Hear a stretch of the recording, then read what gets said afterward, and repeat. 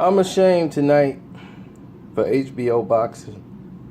They put on one of the worst cards in the history today. It's not their fault about what happened with the fights in general. But John Molina, we thought would put up at least a better fight than what we got tonight. I swear, it looked like a guy who got cut off at the bar. And he, where your mouth cut off? I'm gonna fight, and I'm gonna get in the ring and fight. He looked like a drunk man in the ring trying to fight a professional boxer. And I said, what in the world has happened to John Molina? First off, he didn't make weight, didn't even try, came in 4 pounds overweight and put up the worst performance I've ever seen in my life. That was despicable. Ray Beltran looked completely incredible and made people wonder if he's on the juice after that performance. My goodness. But to me, it just seemed like better boxing IQ, better footwork. But yeah, he was hitting a lot harder tonight than I've ever seen Ray Beltran punch. Now, Terence Crawford did what he did, fighting a guy who's a middleweight. Probably super middleweight.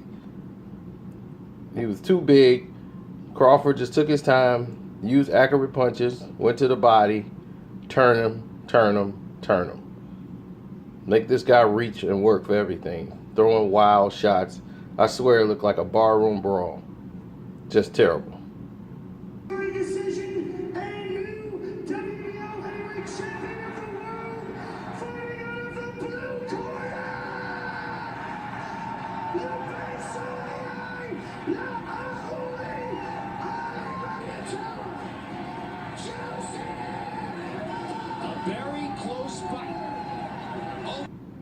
Parker from New Zealand comes in here and pulls off the upset, wins the fight, and there she has it. There you have it.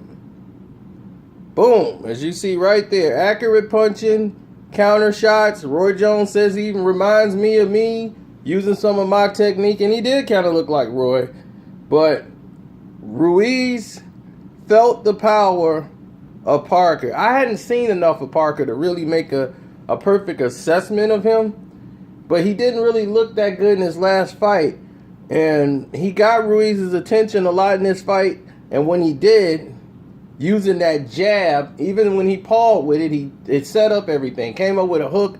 He got the respect of Ruiz so that Ruiz wouldn't come in as reckless, and he would wait when it was time when he wanted to come in. But at that time, the door was closed, and once the fight went on, Parker got stronger, and congratulations to him.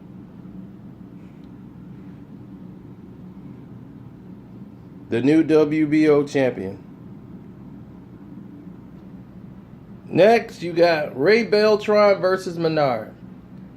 This is a fight in which Beltran was such an aggressive beast in this fight. I'm like, my goodness. He wore down Menard, who basically is a speedster, use a lot of different angles, jump out of styles, and he's all over the place. Beltran put all that to bed after round one. He just kept coming with power and more power on top of it. And he physically broke him down as the fight went on. As you can see here, this is a mistake, kids. You're going to learn right now about squaring up. Look at the feet. Make sure your feet are always in position. When you square up, bad things happen. And this is why they say that. See, Menard jumps out of position. His legs get squared up the majority of the time. And when it does, it only gets you in trouble. It never helps.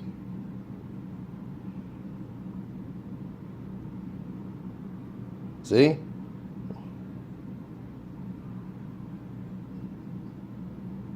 See where his legs is? He's really out of position to be throwing that kind of punch from there. Look at his feet. They're squared up. Beltran can see it. Now, let's see what happens next. Boom. Right on the button. He's in position to punch. Basic move. But the force of the punch is unbelievable.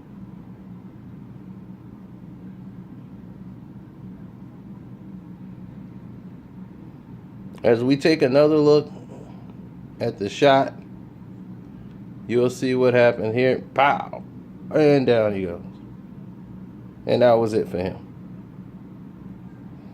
And this is the main event of what was supposed to be a main event, which was nothing but another Terence Crawford showcase, because John Molina, which we thought we would have a good fight here, and it was the Riddler, as he came in with the Riddler outfit on with the question mark. The question mark is which bar he come out of, because I don't know which one it was, but he probably going right back there now, because that's where he should have stayed and not came into the ring looking like a complete disgrace. Like a wild man trying. He just kept getting spun around. I'm like, what is he doing?